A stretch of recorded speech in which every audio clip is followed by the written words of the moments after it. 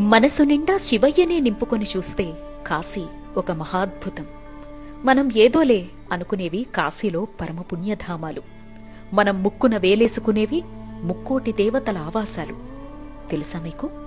అందుకే కాశీని మనోనేత్రంతో మాత్రమే చూడాలి. మీరెప్పుడూ గమనించని, కాశీ వెళ్లినా అంతగా ఎప్పుడూ పట్టించుకోని ఒక మహాద్భుతాన్ని మీకు చూపించనా? ఈ పారే చిన్న ప్రవాహం ఏంటో తెలుసా? ఏదో బురద నీరు పైనుంచి కొట్టుకొస్తుందనో, ఎవరో స్నానం చేస్తోంటే ప్రవాహం గంగమ్మలో కలుస్తోంది అనేలా కనిపిస్తోంది కదూ. అదే విచిత్రం, చెబితే ఆశ్చర్యం. చిన్న ప్రవాహం ఏంటో తెలుసా? ఈ భువన భాండాల్ని పాలించే ఆర్తత్రాణ పరాయణుడు సాక్షాత్ శ్రీ మహావిష్ణువు స్వేదం అంటే చెమట ఇక్కడ ఒక చిన్న ప్రవాహంగా మనకు కనిపిస్తోంది. మణికర్ణిక దగ్గరున్న విష్ణుకుండం నుంచి వచ్చి గంగమ్మలో కలుస్తోంది. మణికర్ణికలో మనం దర్శించాల్సిన మరో ప్రదేశం విష్ణుకుండం. సాక్షాత్ శ్రీ మహావిష్ణువు తన సుదర్శనంతో ఇక్కడ నీటి కుంటను తవ్వాట.